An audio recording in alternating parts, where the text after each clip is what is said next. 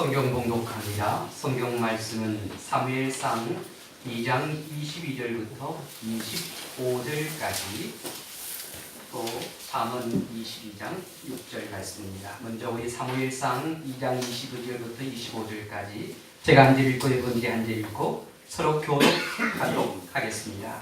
제가 22절 말씀 먼저 읽겠습니다.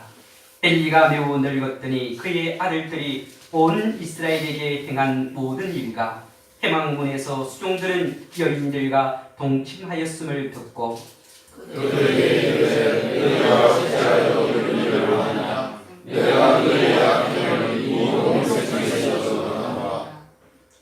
내 아들들아 그리하지 말라. 내게 들리는 소문이 좋지 아니하니라. 너희가 여호와의 백성으로 범죄하게 하는도다. 사람이 사람에게 범죄하면 하나님이 심판하시려니와 아무리 사람이 여호와께 범죄하면 누가 그를 위하여 강구하겠느냐 하되 그들이 자기 아버지와 그를 뜻하지 아니하였으며 이는 여호와께서 그들을 죽이기로 하셨음이니라. 우리 잠언 22장 6절은 함께 우리 봉독하겠습니다. 다 같이 읽습니다. 마땅히 행할 길을 아이에게 가르치라. 그리하면 늙어도 그것을 떠나지 아니하리라. 아멘. 할렐루야. 아멘. 하나님의 크신 은혜가 오늘 이 시간 우리 모두 위에 함께 하시기를 주님의 이름으로 축원합니다. 아멘. 우리 또 앞뒤로 좌우로 주의 이름으로 환영합니다. 축복합니다. 그렇게 인사 나누겠습니다. 주의 이름으로 환영합니다. 5월은 가정의 달입니다.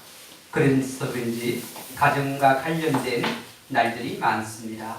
우리 오늘은 5월 5일인데요. 어린이날이지요. 또 5월 8일은 무슨 날입니까? 어버이날이고요. 그리고 5월 11일이 무슨 날인 줄 아십니까? 입양의 날입니다. 그리고 5월 15일이 또 어떤 날인 줄 아세요? 스승의 날이기도 하지만 세계가 인정하는 가정의 날입니다. 그리고 5월 21일은 무슨 날일까요? 부부의 날이에요. 교회적으로도 우리나라 대부분 교회들이 5월 첫째 주일을 어린이 주일로 지킵니다. 그리고 5월 둘째 주일을 어버이 주일로 지킵니다. 오늘은 어린이 주일을 맞아 하나님을 믿는 우리 그리스도인들이 자녀들을 어떻게 양육해야 하는지를 살펴보고 우리 모두가 건강하고 행복한 가정을 만들어 갈 수 있기를 기도합니다. 여러분, 예전에는요 부모의 최대의 관심사가 무엇이냐면 잘 먹고 잘 사는 거였어요. 어떻게 하면 굶지 않을까? 저는요 제가 초등학교 다닐 때 하루 두 끼밖에 먹지 못했어요. 아버지가 사업에 실패했어요. 우리 어머님이 남의 집에 가서 하루 품을 팔아와야만이 하루 생활을 하는. 그래서 어머님이 저녁에 집에 돌아올 때 보면요 옛날에 연탄을요 새끼를 이렇게 그어가지고 들고 올 수 있도록 그 두 개와 이 봉지 쌀이라고 있어요. 누른 봉투에다 쌀을 담아서 그 쌀을 갖고 와야만이 아버지 그리고 아들 넷 그리고 우리 어머니 6식구가 먹었던 그때의 부모님의 마음속에는 잘 먹고 잘 사는 것, 먹는 것, 입는 것, 염려하지 않는 것, 그것이 최대의 관심사였습니다. 그런데 요즘 젊은 부모들의 최대의 관심사는요 자녀 교육입니다. 오늘날 대부분의 부모들이 자녀들에게 바라고 원하는 것이 있다면 자녀들이 공부를 잘해서 좋은 대학에 들어가는 것, 그리고 좋은 대학에 들어가서 또 졸업하고 좋은 직장이나 경제적으로 안정된 직장을 갖는 것, 또 부모들 마음속에는요 돈을 많이 벌어서 부자가 되는 것, 그리고 또 어떤 것들이 있냐면 좋은 배우자를 만나서 아들, 딸 잘 놓고 잘 사는 것, 그런 것이 어떻게 보면 부모의 희망사항이고 꿈이라고 할 수 있을 겁니다. 그런데 이런 노력에도 불구하고 부모들의 자녀 교육은요 실패의 실패를 거듭하고 있다는 겁니다. 현대 기독 교육의 아버지라고 불리는 호리 브레셀이라는 사람이 있는데요. 이 사람이 미국에 있는 사람들을 대상으로요 연구를 했는데 어떤 연구를 했느냐면 세상을 올바르게 사는 문제에 대해서 예수를 믿는 사람과 예수를 믿지 않는 사람들이 어떤 차이가 있는가 연구를 했다고 해요. 여러분, 세상을 사는 데 있어서 예수를 믿는 사람들이 더 정직하고 더 올바르게 살까요? 아마 우리가 생각할 땐 그렇게 살 것이다 생각하지만 이 브리셀이 연구한 결과에 따르면 전혀 상관이 없더라는 거예요. 예수 믿는 사람이나 예수 믿지 않는 사람이나 예수 믿지 않는 사람 가운데 정직하고 올바르게 살아가는 사람도 있고 예수 믿는 사람들 가운데도 불의를 행하며 살아가는 사람들이 있더라는 거죠. 그 차이가 없더라는 거예요. 근데 이 브뤼셀이 연구한 결과에 따르면요, 사람들이 올바르게 사는 문제에 있어서 차이가 나는 것이 있는데 그것이 무엇이냐면 그 아이가 이제 자라나는 가정이 있잖아요. 그런데 기독교 가정에서 자라느냐 자라지 않았느냐 여기 엄청난 차이가 있더라는 거예요. 기독교 가정에서 자란 아이는 신앙 교육을 잘 받고 자란 아이는요 그래도 정직하고 올바르게 살더라는 거예요. 그런데 신앙 교육을 받지 않고 자란 아이들은 그렇지 않다는 거죠. 그것이 엄청나게 차이가 나더라는 거예요. 저는요 이 부분을 생각하면서 우리 그리스도인의 신앙 교육이 얼마나 중요한가를 다시 한 번 더 깨닫게 됩니다. 그런데 오늘날 이 시대를 살아가는 성도들의 모습들을 보게 되면요 우리가 예수를 믿는다고 하지만 예수님의 말씀대로 살지 않잖아요. 세상 사람들과 똑같이 살아가고 있잖아요. 그래서 차이가 없는 것이. 근데 어릴 때부터 신앙교육으로 잘 훈련된 아이들은요 그래도 하나님의 말씀대로 살기를 힘쓰고 노력한다는 겁니다. 부모들은 자녀들의 교육을 위해 열심히 뒷바라지만 하면 부모가 원하는 대로 자녀가 자라줄 것이라고 기대합니다. 예수 믿는 그리스도인들도 마찬가지. 내가 열심히 뒷바라지만 해주면 네가 공부를 잘하겠지. 제 친구 가운데요 성서에서 사업하는 친구가 있습니다. 1년에 매출이 한 50억 가까이 돼요. 근데 아이가 둘이 있었어요. 딸 하나 여자 하나. 그런데 집에 돈이 있으니까 열심히 공부만 시키면 앞으로 잘 자라주겠지. 그렇게 해서요 한 과목에 150만 원씩 해서 7과목. 여러분 한 과목에 150만 원 7과목 얼마예요? 제가 이거 계산을 못. 그 정도 뭐 돈이 있으니까 직접 선생님을 집으로 모셔서 공부를 시켰어요. 그랬어요. 하나는 숙미여대를 들어가고 하나는 대학을 들어갔어요. 여러분 뭐 서울에 있는 대학이니까 좋은 대학이잖아요. 그런데 신앙교육이 안 되었어요. 그곳에 가서 대학 들어가서 엉망진창 매일같이 한 달에 용돈이면 400만 원 500만 원씩 붙여주니까 얘가 흥청망청 쓰는 거예요. 근데 그 친구가 하는 말이 열심히 뒷바라지만 해주면 성공할 줄 알았는데 그렇지 않다는 거예요. 엉뚱한 길을 가더라는 거예요. 내가 왜 진작 신앙으로 이 아이를 가르치지 못했을까? 여러분 신앙으로 가르치는 아이는요 성공합니다. 아무리 어렵고 힘든 상황에 있을지라도 하나님을 바라보면서 그 어려움을 극복해 나간다는 거예요. 우리의 삶에 그런 것을 아이들에게 심어줘야 됩니다. 그래야만이 이 아이들이 세상을 변화시킬 수 있는 거예요. 엄마가요 초등학교 6학년짜리 딸을 데리고 서점에 갔습니다. 서점에 가서 딸에게 야 오늘 네가 서점에 다니면서 어떤 책이든지 네가 골라오면 내가 한 권 사주겠다고 그렇게 이야기를 했어요. 그리고 엄마는 또 책을 고르기 위해서 책을 보는데 아이가 조금 후에 책을 한 권 사가지고 가지고 왔어요. 엄마 이 책 사주세요. 근데 이 책 제목이 뭐냐면 올바른 자녀 교육법.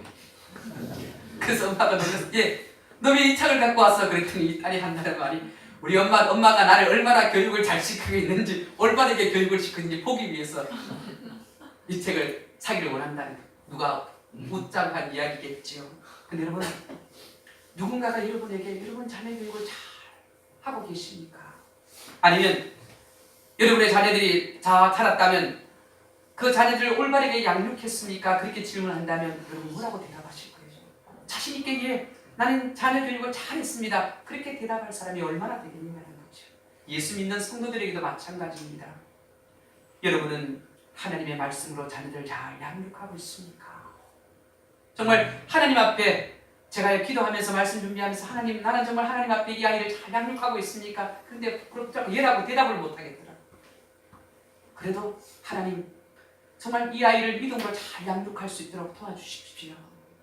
이 아이가 하나님만 바라보면서 인생의 삶의 모든 것들을 하나님께 맞추고 살아갈 수 있도록 도와달라고 기도하게 되더라고요. 사람이 사람답게 살아가기 위해서는요 갖추어야 할 세 가지가 있습니다. 그 첫 번째가 인성이고 두 번째가 지성이고 세 번째가 영성입니다. 일반적으로 인성은 가정에서, 지성은 학교에서, 영성은 교회에서 책임을 져야 돼요. 그런데 오늘날 이 인성과 지성과 영성 교육이 제대로 되고 있지 않다는 겁니다. 여러분 인성을 책임져야 할 가정이 점점 무너지고 있습니다. 많은 가정이 가족 간의 불화로 인해서 가정이 어떻게 해요? 무너지고 있다는 거지요. 요즘 가정에서 아버지의 건의나 어머니의 사랑이나 자녀들의 효도를 찾아보기 어렵습니다. 또한 지성을 책임져야 할 학교는 상위 학교를 진학하는 그런 학원으로 전락해버렸습니다. 선생님들이요, 초등학교는 안 그렇지만 중학교로 들어가게 되면 이제 아이들이 상위 학교 진학을 해서 갈려져요. 공부하는 것도 달라요. 특히 고등학교 가면 더 심하죠. 그건 학원이에요, 학원. 대학을 들어가도 마찬가지예요. 그리고 또한 교회도 마찬가지입니다. 영성을 책임져야 할 교회가요, 점점점 교회 학교들이 어떻게 무너져 가고 있습니다. 우리 교단에서 발표한 자료에 따르면요, 대한민국 교회 학교, 우리는 교회 학교라고 그러죠. 주일 학교가요, 예배를 드리는 교회 학교 예배, 주일 학교 예배를 드리는 교회는요 한 50% 되고, 예배를 드리지만 제대로 운영되지 않는 교회가 85%나 돼요. 비전이 없다는 거죠. 한국 기독교의 미래가 어둡다는 거예요. 저는요, 우리 교육국에서 발표한 이 자료를 제가 지방의 회장이어서 듣고요, 정말 이 문제를 우리가 어떻게 해결해 나갈 것인가 심각하게 고민하고 기도해야 된다는 거예요. 이제는요, 믿지 않는 이웃들에게 복음을 전하는 일도 중요하지만 묻는 우리 교회 안에 있는 성도들부터 하나하나 목회자들이 점검해 나가야 돼요.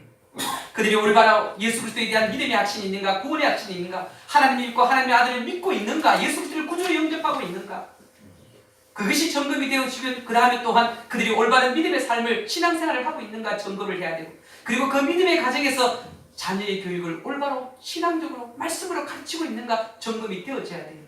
이것이 바르게 균형 있게 잡혀야 건강한 교회가 되어지는 겁니다. 이런 건강한 교회들이 나가서 또한 믿지 아니하는 사람들에게 복음을 전하는 거예요.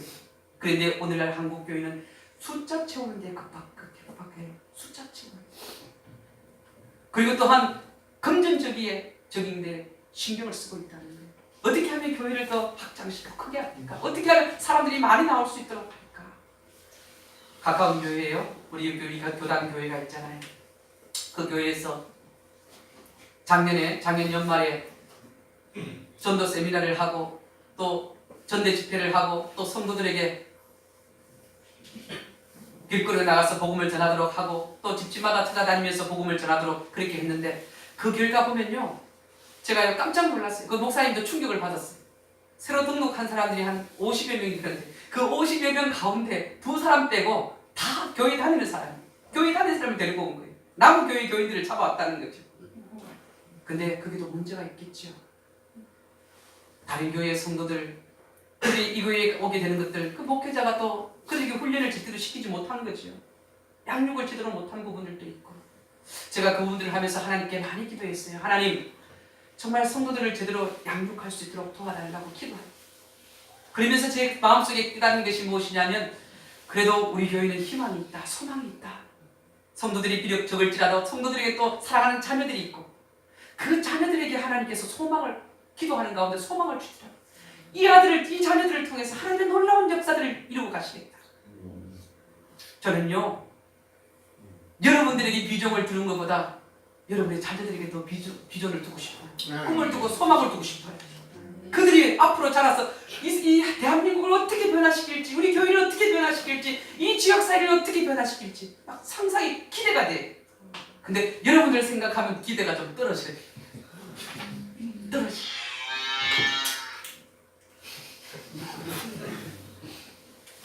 맞는 말이라고 하잖아. 여러분, 우리가 신앙생활 할 때 우리 믿음의 성도들이요, 자녀들을 잘 교육해야 됩니다. 그런데 그 자녀들을 잘 교육하려면 어떻게 해야 되느냐? 부모가 먼저 본이 되어줘야 됩니다. 내가 본으로 가르쳐야만이 그 아이가 따라오게 되어져 있어요. 요한복음 13장에 보면 예수님께서요, 제자들에게 본을 보이시는 장면이 나옵니다. 그것이 무엇이냐면 발을 씻겨요. 제자들의 발을 하나하나 씻깁니다. 그 당시에 상황으로는요, 선생님이 제자들의 발을 씻긴다는 건 상상할 수 없는 일이에요. 그럼에도 불구하고 예수님께서 그렇게 하셨다는 거예요. 왜? 너희들도 그렇게 하라는 거예요. 다시 말하면 본이 되어서 가르치라는 거예요. 내가 절대로 본이 되지 않으면요, 그 사람이 따라오지 않습니다. 내가 먼저 꼴이 되어져야 돼요. 신앙생활도 마찬가지. 부모가 꼴이 되어져야만이 자녀들이 따라오게 되어져 있습니다. 아버지는 신앙생활을 제대로 안 하는데 자녀 보고 야 신앙생활 잘해라. 아버지는 기도하지 않는데 자녀 보고 야 너 기도 좀 열심히 해라. 아버지는 성경 읽지 않는데 좀 성경책 좀 읽어라. 아버지는 어떻게 주일도 무슨 일이 있으면 빠지는데 네 주일 좀 빠지지 말고 열심히 좀 다녀라. 교회 학교 쓴 전도사님이 전화 오는데 교회에 빠진다고. 그 말을 자격이 없잖아요. 본이 되는 신앙의 삶을 살아야 됩니다. 우리가 성경을 통해서 보게 되면요, 잘못된 길을 가는 자식들이 있습니다. 최초의 가정이었던 아담과 하와의 가정에 아들 둘이 있었잖아요. 가인과 아벨이 있었습니다. 그런데 형 가인이 동생 아벨을 죽입니다. 때려서 죽여요. 오늘 이 시대도 보면 그런 일들이 종종 일어나고 있지만, 그런데 왜 때려 죽였을까요? 아버지가 하나님 말씀에 불순종했기 때문에 죄가 어떻게 해요? 인간의 마음속에 들어오기 시작한 거예요. 죄는요 강력한 전파력을 갖고 있어요. 그래서요 죄로 말미암아 인간의 마음속에 분노가 생기는 거예요. 시기심이 생기는 거예요. 질투가 생기는 거예요. 두 아들이 하나님께 제사를 드렸는데 하나님이 아벨의 제사만 받았어요. 가인의 제사를 받지 않았다는 거예요. 왜 하나님이 그렇게 받지 않았을까? 가인의 제사는 그 삶이 하나님 앞에 바르지 않았기 때문에. 여러분 우리가요 하나님 앞에 예배를 드리고 하나님 앞에 예물을 드리잖아요. 그런데 하나님께서 받지 않는 예배, 받지 않는 예물이 있어요. 우리의 삶도 함께 드려지는 거예요. 근데 내 삶이 드려지지 않으면 그건 아무 소리가 없는 거예요. 근데 가인의 그 삶이 하나님께 드려지지 않으니까 하나님께서 거절한 거지. 근데 아벨은 그렇지 않았다는 거예요. 근데 그것이 어떻게 해요? 막 속이 너무 상한 거예요. 속이 너무 상하다 보니까 어떻게 때려서 죽인 거지. 아버지 아담과 하와가 하나님 앞에 범죄하지 않았다면 자녀들이 그렇게 하지 않았을 거예요. 그렇게 되지도 않았을 거예요. 여러분 당대의 의인이었던 노아가 있지요. 노아의 아들 함이요 저주를 받습니다. 그런데 왜 이 아들이 저주를 받냐면요, 아버지가 술이 취해서 옷을 홀라당 다 벗은 거예요. 그러니까 아버지가 옷을 다 벗고 막 그러니까 이 함이 보니까 아이고 아버지가 지금 술이 취해서 자기 형제들에게 아버지의 그 허물을 이야기하는 거예요. 비난하는 거예요. 아버지가 어떻게 저럴 수 있을까? 아이고 술 좀 적작 드시지. 근데 여러분 이 함이 어떻게 해요? 아버지를 통해서 저주받잖아요. 근데 왜 저주를 받아? 아버지의 그 잘못 때문에 자식이 저주를 받잖아. 아버지가 그런 행동을 하지 않았더라면 자식이 저주를 받았을까요? 오늘 본문 말씀을 보게 되면 신앙교육이 얼마나 중요한가를 우리에게 말씀해 주고 있습니다. 사사시대 말기에 두 아들이 잘못된 길을 가도록 방치한 아버지가 있었습니다. 잘못된 길을 가고 있는데도 아버지가 그냥 가만히 그냥 두었다는 거예요. 그가 누구였느냐면 바로 엘리 제사장이었습니다. 그는 제사장으로서 이스라엘의 최고의 지도자였지만 두 아들을 하나님의 말씀으로 양육하지 못했다는 거예요. 최고의 지도자로서 백성을 이끌어야 할 제사장이 자녀 교육을 제대로 하지 않았다는 거예요. 자녀 교육을 하나님의 말씀으로 하지 않았다는 겁니다. 엘리 제사장에게는요 홈니와 비느하스라는 두 아들이 있었습니다. 이 두 아들은 아버지의 대를 이어서 이스라엘 제사장으로 아주 중요한 막중한 위치에 있었습니다. 그럼에도 불구하고 이 두 아들은 제사장으로서 행치 말아야 할 제약을 범하게 됩니다. 제사장으로 행하지 말아야 할. 그들은 자랑스러운 레위지파 제사장 가문의 후손들이었습니다. 그들 스스로 이 영광스러운 명예를 더럽혔다는 거예요. 정말 여러분 한번 생각해 보세요. 당대 이스라엘 모든 종교적으로 또 정치적으로 경제적으로 사회적으로 모든 것을 이끌어가는 엘리 제사장. 그 엘리 제사장의 그 모든 권력과 명예가 자기 아들 두 아들이 그대로 이어져 간 거예요. 그런데 그런 명예와 권력과 제사장 그 모든 것들을 갖고 있었음에도 불구하고 어떻게 해요? 하나님 앞에 범죄하는 모습을 보게 돼요. 제사장으로 하지 말아야 할 일들을 행하는 모습들을, 그래서 모든 것을 더럽혀버렸습니다. 사무엘상 2장 12절을 보게 되면 이 두 아들이 행실이 나빴다고 그렇게 말합니다. 이 행실이 나빴다는 것은요, 이들의 생활이 백성들로부터 비난을 받을 정도로 말과 행동이 좋지 않았다는 거예요. 말과 행동이 좋지 않았다는 거예요. 요즘 우리 시대의 표현으로 하면 질이 안 좋았다는 거예요. 이 두 아들이 아주 질이 안 좋아요. 말하는 것도 아주 악하게 말하고 행동하는 것도 아주 악하게 행동하고. 근데 여러분 왜 이들이 이렇게 되었느냐면 성경은 이렇게 말씀합니다. 여호와를 알지 못했기 때문이라고 그렇게 말씀합니다. 여기서 여호와를 알지 못했다는 것은 여호와 하나님을 향한 믿음이 없었다는 거예요. 믿음이 없었다는 거예요. 오늘 이 시대를 살아가는 많은 그리스도인들이요, 여호와를 알지 못하는 사람들이 있어요. 다시 말하면 교회를 다니고 신앙생활을 함에도 불구하고 그들의 행동이 악하게 행동을 하고 있다는 거예요. 제 삼촌이요, 제가 교회를 나오시라고 전도를 했더니 교회를 나가시려고 하지 않아요. 왜 그러냐? 내가 예수 믿는 사람한테 이가 갈린다는 거. 왜 갈리냐면 이 예수 믿는 사람하고 같이 사업을 하다가 부도를 낸 거.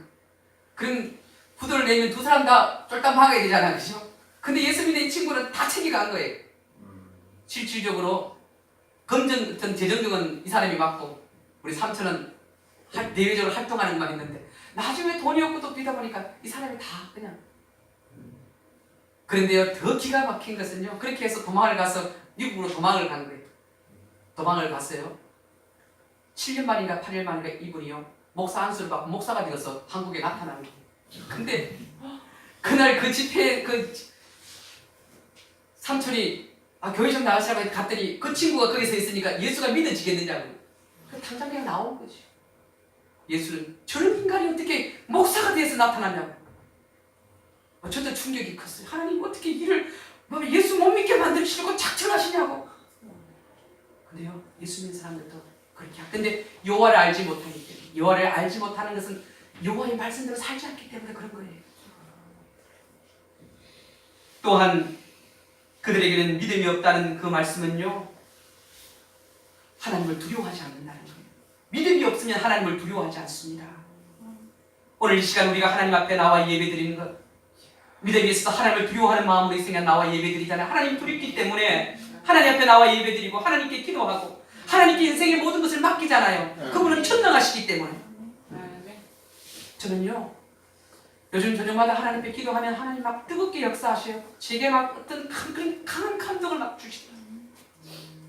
저는요, 우리 교회가 비록 작지만 우리 교회를 통해서 하나님의 치유의 역사도 행하실 거고, 그래서 육체적인 질병도 떠나가고 영적으로 또 심리적으로 우울증들 그 모든 것들이 떠나가는 역사가 일어날 겁니다. 하나님 강력하게 역사하시고. 근데 여러분, 정말 우리가 이 물결 속에 이 성령의 역사심 속에 함께 누리려면요, 믿음이 있어야 돼요. 하나님의 말씀대로 살려고 힘쓰고 노력해야 돼요. 그리고 그 모습들을 자녀들에게 보여줘야 돼요. 우리 아버지가 우리 엄마가 말씀대로 살려고 하는. 부모가 기도하는 모습을 보여주면요, 자녀가 어떤 일을 해도 어디 나가도 기도해 주세요. 아빠 기도해 주세요. 엄마 기도해 주세요. 기도의 그 능력을 믿어요. 그 부모를 통해서 자녀들이 기도의 그 능력을 믿는다니까요. 말씀의 능력을 믿는다니까. 왜 아버지 엄마가 그렇게 믿으니까 나가니까 믿을 수밖에 없는 거죠. 그런데요, 부모가 기도하지 않으면 말씀이지만 자녀 기도하는 거 말씀 듣는 거 아주 무시해버려.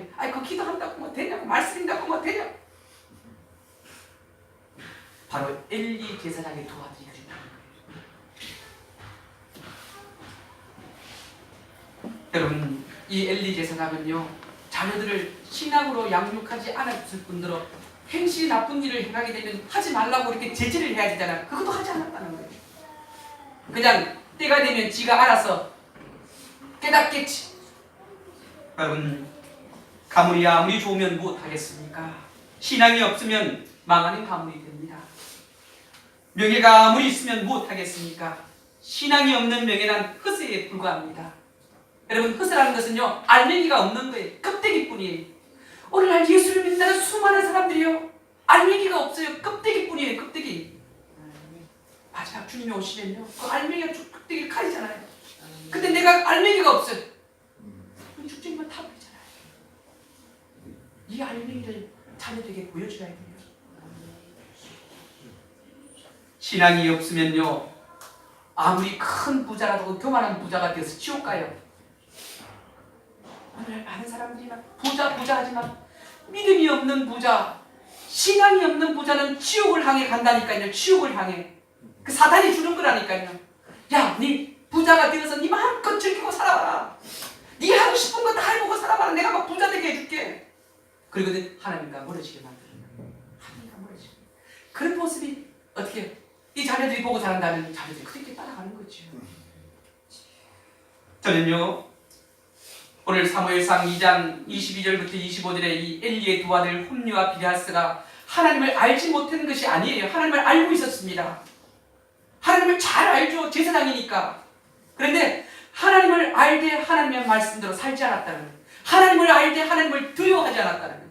오늘 이 시대를 살아가는 그리스도인들이 하나님을 알지만 하나님의 말씀대로 살지 않고 하나님을 알되 하나님을 두려워하지 않는다는 거예요. 그러니까 내 마음대로 행하는 거죠. 근데 여러분 우리가 기억해야 할 것이 무엇이냐면요, 이 엘리 제사장의 두 아들이 저주를 받습니다.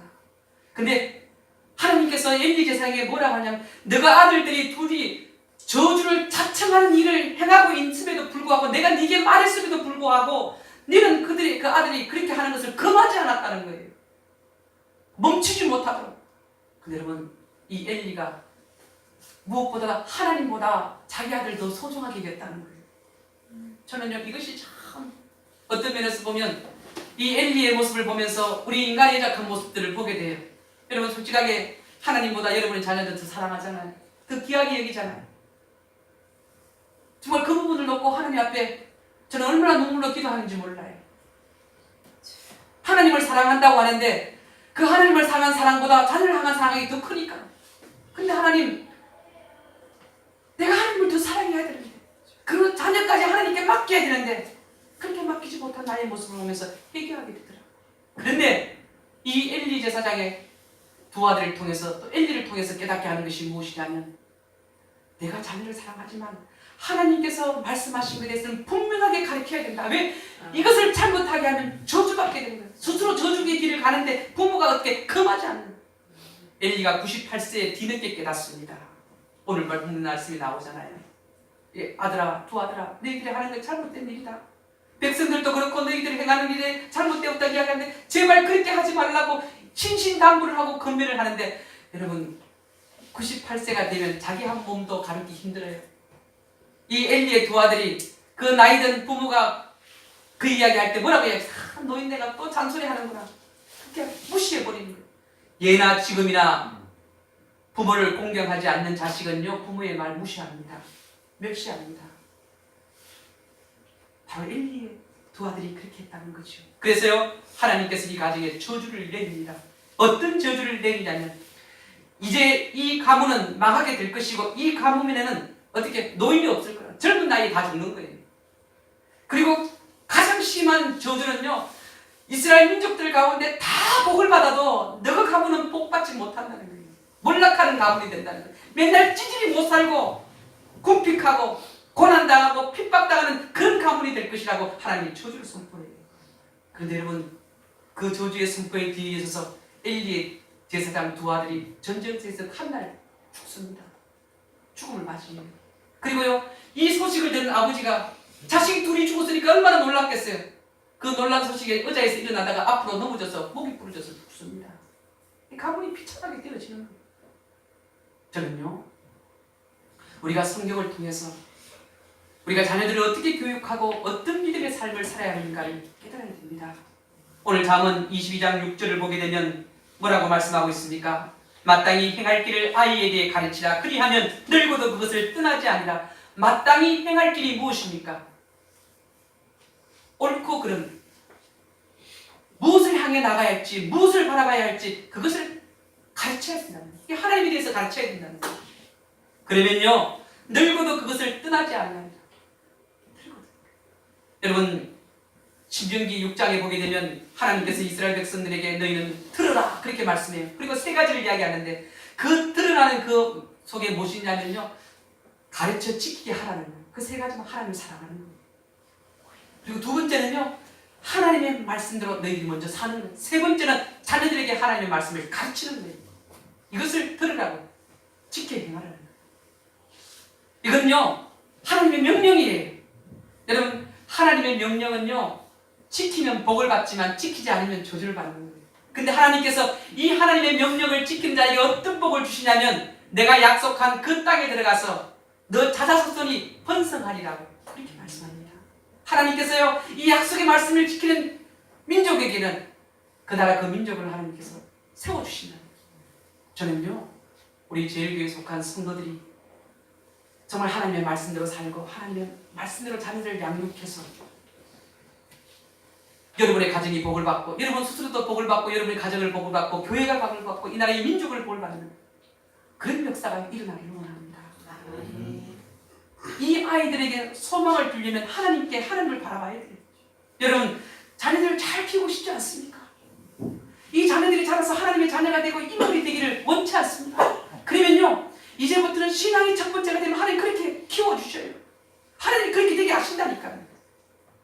하나님이 하셔요. 내가 할 것은 아무것도 그 아이를 위해서 기도해 주는 거예요. 그리고 말씀대로 가도록 이끌어 주는 거예요. 그것만 되어지면 그다음부터 하나님께서 끌고 가요. 하나님께서 딱 잡고 하나님께서 끌고 간다니까요. 근데 오늘날 이것을 그리스도인들이 놓치고 살아간다. 내가 하나님이 되어서 이 아이 끌고 갑니다. 하나님은 너 아니다 하는데도 내가 막 끌고 가는 거예요. 하나님이 뜻인 것처럼 끌고 가는 거예요. 그렇지 않다는 거예요. 여러분 가운데는 지금 부모가 된 어린 자녀를 둔 부모님이 있을 줄 압니다. 바라기는요, 여러분이 하나님의 말씀대로 믿음의 생활을 잘 하십시오. 그 아이에게 편을 보여주십시오. 그리고 말씀으로 양육해 주십시오. 그러면 그 아이는요, 이 나라의 민족을 빛낼 수 있는 하나님의 자녀가 되고 인물이 될 겁니다. 또 여러분 자녀들 가운데 장성한 자녀들이 있을 겁니다. 그 장성한 자녀들을 바라보면서 믿지 않는 자녀들도 있을 거예요.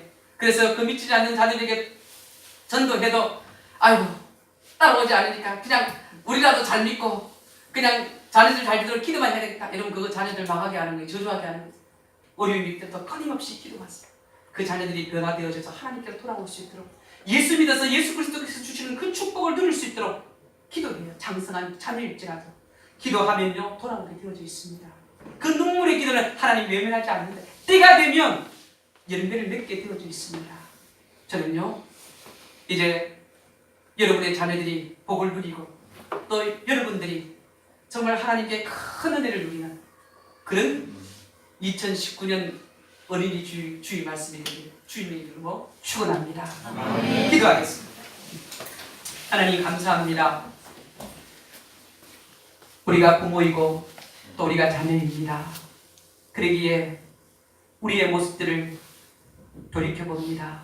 하나님의 말씀대로 살지 못하고 또 하나님의 말씀대로 가르치지 못했습니다. 우리의 허물과 우리의 죄악들을 용서해 주시고 이제부터는 우리 자신이 먼저 하나님의 말씀대로 살게 하시고 우리의 자녀들을 위해 기도하며 또 하나님의 말씀대로 가르치는 그런 또한 그리스도인들이 되게 도와주시옵소서. 장성에서 믿지 않는 자녀들도 있습니다. 그들을 불쌍히 여겨주시고 하나님의 구원의 역사가 그들 위해 임하게 하여 주시옵소서. 그 영혼 구원을 위해서 주님 더욱더 열심히 기도하게 하여 주시옵소서. 감사를 드리며 예수님의 이름으로 기도하옵나이다. 아멘. 우리 찬송